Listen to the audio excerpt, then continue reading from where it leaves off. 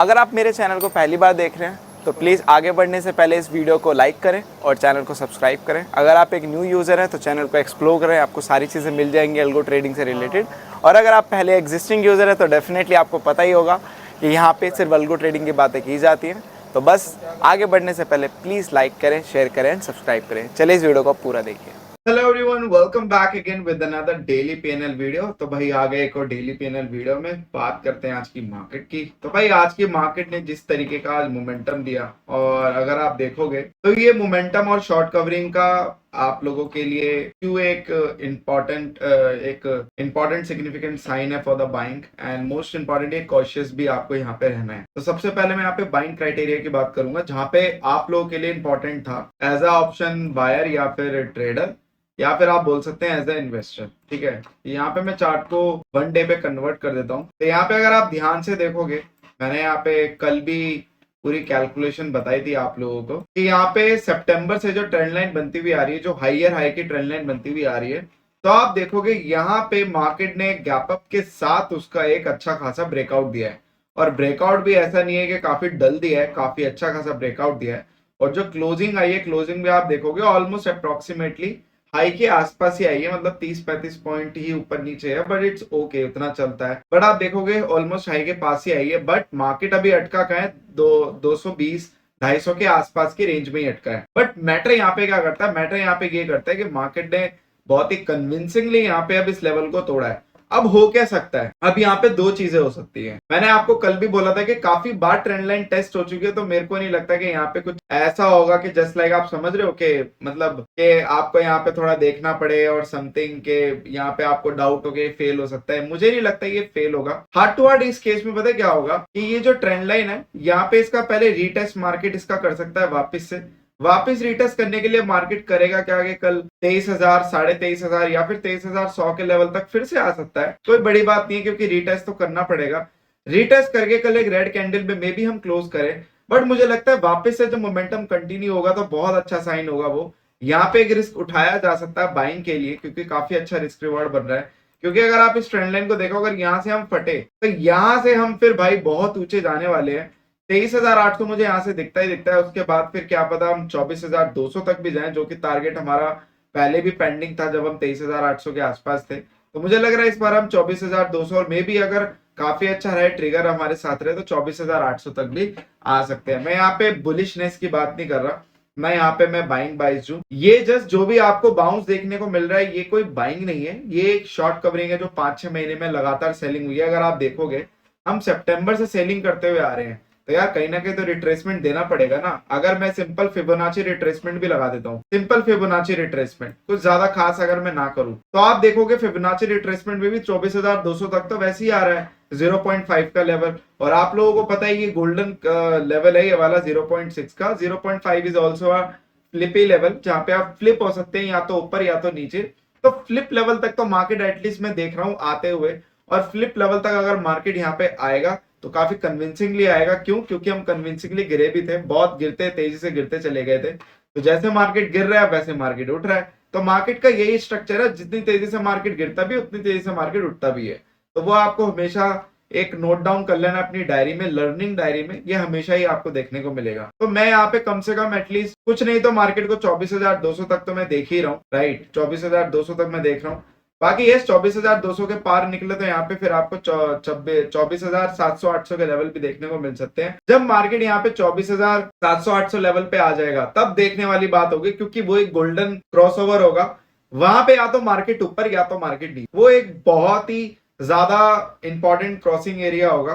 तो वो देखने वाली बात होगी। बट अभी हम काफी दूर है उससे, ऑलमोस्ट 1,000 पॉइंट दूर है, तो 1,000-1,500 पॉइंट दूर है। तो अभी तो मैं 24,200 तक की बात करता हूँ।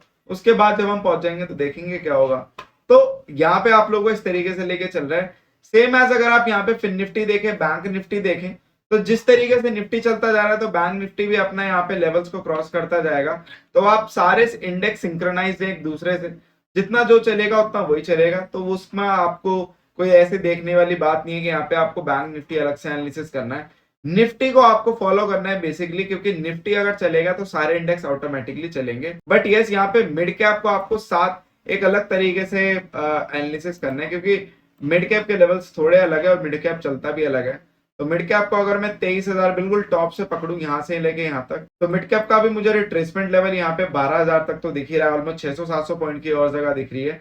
यहाँ के बाद मिड कैप फिर 12,400 के आसपास है, तो मिड कैप यहाँ पे 12,400 के आसपास यहाँ पे आ सकता है या 12,000 तक आ सकता है, और निफ्टी यहाँ पे 24,200 तक आ सकता है।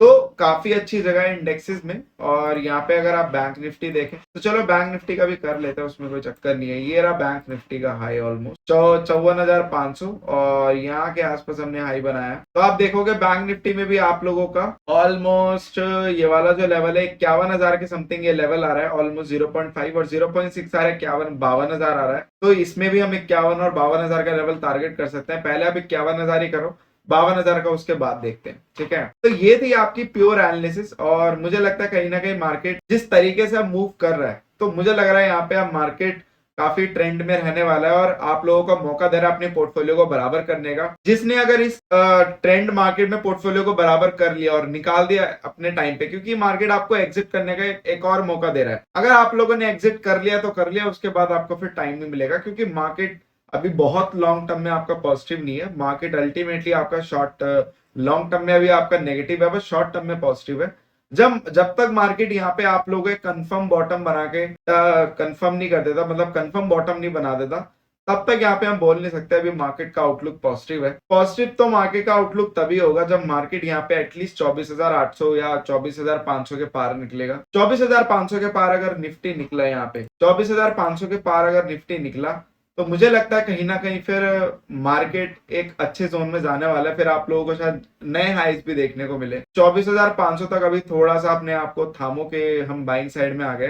बढ़िया, जो भी आपके पोर्टफोलियो में स्टॉक्स बराबर होते हैं, कुछ भी अगर बराबर होता है तो उसको एग्जिट कर देना, ज्यादा होल्ड मत करना। This is your last time, ठीक है। बात करते हैं आज के पोर्टफोलियो की, तो काफी जबरदस्त चला आज का पोर्टफोलियो। अगर आप यहाँ पे देखोगे तो मॉर्निंग से ही पोर्टफोलियो एकदम कूल एंड काम चल रहा था।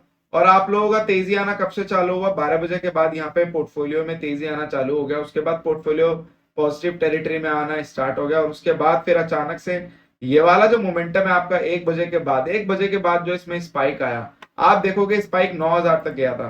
बट ऑब्वियस सी बात है, सेंसेक्स से जब स्पाइक इतना बड़ा जाता है तो वापस से जब ये नीचे आया तो उसके बाद इसने 7,000 के अराउंड आपका प्रॉफिट बुक किया, जबकि हमारा टीएसएल 1,000 से ट्रेल होता है। स्टिल इसने 7,000 किया, क्योंकि आपको पता है वो स्पाइक होता है, और इस स्पाइक में जितना जल्दी हो सके अल्गो टेस्ट में ये तो चीज है कि स्पाइक एटलीस्ट उतने कैप्चर हो जाते हैं कि हमारा प्रॉफिट बुक हो जाता है।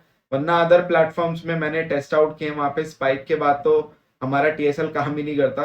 तो चलो भाई, अल्गो टेस्ट बहुत ज्यादा इन चीजों में शार्प है, ये तो मैं बोलूंगा। और टाइम पे यहाँ पे प्रॉफिट बुक हुआ। आप देखोगे प्रॉफिट का अगर मैं परसेंटेज कैलकुलेट करूँ तो 1% से ज्यादा आज प्रॉफिट हुआ है, 1.2 समथिंग % के आसपास हुआ है, विच इज अ ग्रेट। और मुझे लगता है इस हफ्ते का जो भी हम नेगेटिव चल रहे थे आप पॉजिटिव में वापस से टर्न हो चुके हैं। पहले एक लास्ट दिन रह गया आप लोगों का वीकली क्लोजिंग का, और हमारे पोर्टफोलियो की भी वीकली क्लोजिंग का। तो भाई कल का दिन बोरा और अच्छा चला जाए, उसके बाद हम कह सकते हैं कि ये हफ्ता भी काफी अच्छा जा सकता है हमारे लिए। बाकी देखने वाली बात ये होगी कि अब कल का दिन मार्केट प्रॉफिट बुकिंग में आता है या फिर मार्केट बाइंग साइड में रहता है। अगर बाइंग साइड में रहेगा तो मुझे लगता है कल फोमो बाइंग आ सकती है, और अगर सेल फोमो आएगा तो डेफिनेटली वहां पे प्रॉफिट बुकिंग फिर शार्प आएगी। बट अगर मार्केट कल प्रॉफिट बुकिंग करके फिर बाइंग में आता है तो मुझे कहीं ना कहीं ऐसा लगता है वो टेक्निकली भी ठीक है मार्केट के लिए, क्योंकि वहां से फिर जो बाइंग आएगी मैं बोल सकता हूँ उसमें कुछ नए एडिशन भी आपको देखने को मिल सकते हैं। तो उस चीज का भी आप लोग ध्यान रखना। तो भाई काफी अच्छा दिन रहा आज हमारे लिए। और जैसे कि आप लोगों को पता ही है कि काफी लोगों को ये भी डाउट होता है कि क्योंकि वो और भी पोर्टफोलियोज वॉच करते होंगे या फिर और भी ट्रेडर्स को फॉलो करते होंगे कि जिनके अल्गोज ट्रेंडिंग मार्केट में लॉस देते हैं, तो भाई हमारा जो पोर्टफोलियो है वो नॉन डायरेक्शनल टू डायरेक्शनल है। तो यहाँ पे मार्केट डायरेक्शनल रहे या नॉन डायरेक्शनल रहे डजंट मैटर, हमारा पोर्टफोलियो डायरेक्शनल को भी फेवर करता है, नॉन डायरेक्शनल को भी फेवर करता है, ठीक है। तो ये चीज मैं क्लेरिफाई करता हूँ। बाकी इंक्वायरी वगैरह के लिए आप दिए गए व्हाट्सएप या कॉल पे मुझे कॉल इंक्वायरी कर सकते हैं। बाकी इस वीडियो के लिए इतना ही। Thank you so much for love and support. Just make trading awesome with us. Will see you in the next video.